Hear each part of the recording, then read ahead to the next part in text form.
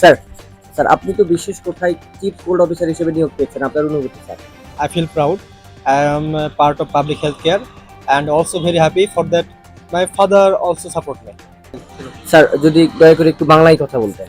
Why? Sir দেখুন আপনি বাংলাদেশের একজন কোল্ড অফিসার। তো এদেশের মানুষ বাংলায় কথা বলতে বেশি পছন্দ করে। আর আমরা আ ভাষার জন্য রক্ত দেয়া জাতি। তো আমাদের কি এই ভাষার ভিতরে অপ্রয়োজনীয় ইংরেজি কথাগুলো বর্জন করা উচিত নয়? দেখুন আমি ছোটবেলা থেকে ইংলিশ মিডিয়ামে পড়াশোনা করেছি, তারপর বড় হয়েছি বিদেশে।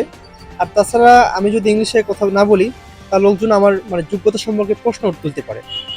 তারপরও আপনি যখন বলছেন তখন আমি ইংলিশ বাংলা সংমিশ্রণে কথা বলতে পারি। ধন্যবাদ। চলমান এই তীব্র তাপপ্রবাহ নিয়ে আপনার যদি কোনো পরামর্শ থাকে? গরম সংক্রান্ত যদি কিছু পরামর্শ আমাদের হিট অফিসার দিয়েছেন, তারপরও আমি কিছু নোট করেছি এই বিষয়ে। আমি সেখান থেকে আপনাদের কিছু বলছি। জি, জি। একটু যদি বলতেন। প্রথমত গরম যতই লাগুক মাথা ঠান্ডা রাখতে হবে। দ্বিতীয়ত হচ্ছে নট ওপেন অর্থাৎ খুলো না। টাইগার মার্কেট যেটাকে বলা হয় বাগেরহাট, 7 কিউকাম্বার অর্থাৎ সাতক্ষীরা, এই অঞ্চলের লোকদের বিউটি ফরেস্ট অর্থাৎ সুন্দরবন এর গাছ কাটা থেকে বিরত থাকতে হবে। তৃতীয়ত আমরা বলতে পারি সরকারি ইলেকট্রিসিটির উপর ডিপেন্ড না করে সবাইকে বাড়ি বাড়ি সোলার প্যানেল ইনস্টল করতে হবে। So government do not solve this problem along. তাই আমাদের সবাইকে এগিয়ে আসতে হবে, আর এর মাধ্যমে আমরা এই প্রবলেমটাকে সলভ করতে পারি। জি, ধন্যবাদ স্যার। জি, থ্যাংক ইউ সো মাচ। আমাদের চিফ কোল্ড অফিসার গরমের ব্যাপারে কিছু পরামর্শ দিয়েছে। তো এই ব্যাপারে উনি বলেছেন প্রত্যেক বাড়ি বাড়ি যে সোলার প্যানেল লাগাতে। এই ব্যাপারে আপনার মন্তব্য স্যার প্লিজ। এটা তো অত্যন্ত ভালো একটা প্রশংসনীয় একটা উদ্যোগ।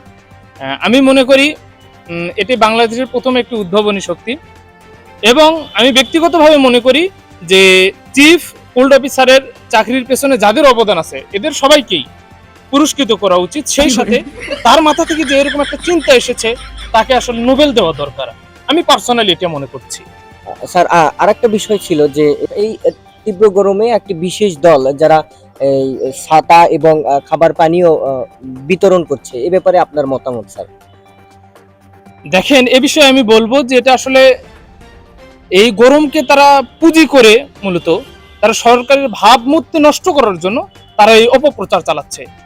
আমি পার্সোনালি সরকারকে এবং যারা আছে যারা দায়িত্বশীল তাদেরকে আমি বলবো যে এদের আসলে এই ছাতি, আপনি যেটা বলেন স্যালাইন, খাবার পানীয় যে বিতরণ করছে, এটা আসলে আয়ের উৎস কোথায়, এই টাকাগুলো আসলে কোথা থেকে আসছে এ বিষয়ে আসলে খতিয়ে দেখা দরকার, এবং এদের প্রতি আমি শাস্তির একটা জোর দাবি জানাচ্ছি আমি পার্সোনালি। জি, জি স্যার। আরেকটা বিষয় হচ্ছে আপনি সবসময় মনে রাখবেন, সেটা হচ্ছে এরা যতই এই খাবার পানীয়, স্যালাইন, ছাতা বিলি করুক, এদের কিন্তু মূলে অর্থাৎ ৭১-এর ভূমিকা নিয়ে এরা কিন্তু এখন পর্যন্ত কিন্তু প্রশ্নবিদ্ধ আছে। এবং সবচেয়ে বড় কথা, এরা যতই যা বিলি করুক জনগণের কিন্তু অন্তরে কিন্তু এদের স্থান হবে না।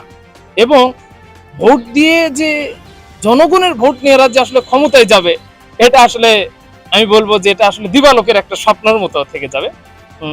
এই কথাই বলবো। আমি আর খুব বেশি এই বিষয়ে কথা বলতে আমি ইন্টারেস্টেড না। ধন্যবাদ স্যার আপনাকে। জি, আপনাকেও ধন্যবাদ। ভালো থাকবেন।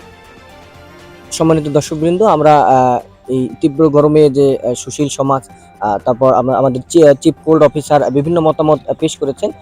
আমরা জানতে চাইবো সাধারণ জনগণের মধ্যে আসলে এই কথার কি প্রভাব পড়েছে। আমরা আসলে এই ব্যাপারে তাদের কাছ থেকে জানতে দেবো। আসুন আমরা ইতিমধ্যে জেনে নিই। জি ভাই, আপনার কাছে আমার কিছু প্রশ্ন ছিল। জি ভাই বলেন। আপনারা নিশ্চয়ই দেখতে পেরেছেন টিভি মিডিয়ার মাধ্যমে আমাদের চিফ কোল্ড অফিসার এই গরমে আমাদের কিছু পরামর্শ দিয়েছেন। এই ব্যাপারে আপনার কি মতামত আছে? যদি কিছু আপনার মতামত ব্যক্ত করতেন ভাই। জি, ওটা আমরা শুনেছি। দেখেন, উনি আসলে এসি রুমে বসে থেকে সার্বক্ষণিক জেনারেটর ব্যবস্থা থেকে যে বক্তব্য দিয়েছেন, এটা বক্তব্য দেওয়ার জন্য চিফ কোল্ড অফিসার হওয়ার প্রয়োজন নেই, বরঞ্চ ওনাকে বলেন কেন লোডশেডিং কিভাবে কমানো যায় সেই ব্যবস্থা করতে। জি, অত্যন্ত মূল্যবান মতামত পেশ করেছেন ভাই আমাদের মাঝে। ভাই আমার আরেকটা বিষয় জানা ছিল যে আপনি টিভি প্রিন্ট মিডিয়ার মাধ্যমে দেখতে পেয়েছেন হয়তো আমাদের সুশীল সমাজ কিছু কথা বলেছে। এ ব্যাপারে আসলে আপনার মতামত জানতে চাচ্ছি ভাই। দেখেন, আসলে সুশীল সমাজ ওরা কি বলে সেটা আমাদের দেশের জনগণ জানে। ওনাদের কথা আর কেউ ওভাবে আমরা বিশ্বাস করি না। দেখেন, ওনারা যেটা বিষয় নিয়ে চলে সেটা হলো অন্য একটা দেশের প্রেসক্রিপশন নিয়ে এটা চলে।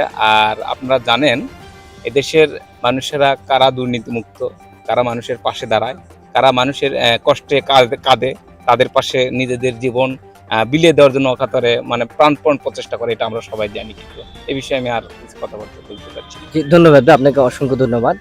সম্মানিত দর্শক, আমরা সাধারণ জনগণের মতামত জানলাম। আমরা জানবো, আবারও আসবো আপনাদের মাঝে। এ নিয়েই এই পর্যন্ত আজকেই বিদায় নিচ্ছি আমি, মাহবুবুর রহমান, মাহি সাওয়ার টিভি, বগুড়া।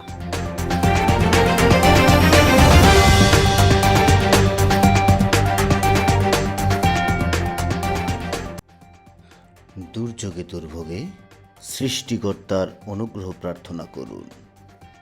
ঐক্যবদ্ধ হয়ে পরিস্থিতি মোকাবেলা করুন।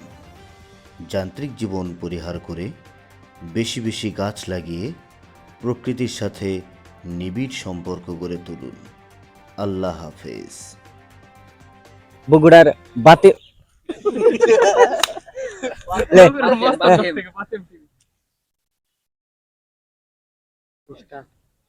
বগুড়ার মহস্থানগড় থেকে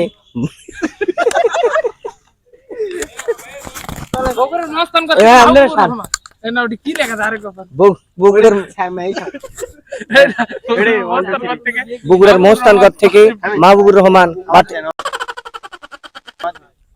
বগুড়ার মহস্থানগড় থেকে মাহবুবুর রহমান, বাতেম টিভি। বগুড়ার মহস্থানগড় থেকে আমি মাহবুবুর রহমান, বাতেম টিভি, বগুড়া।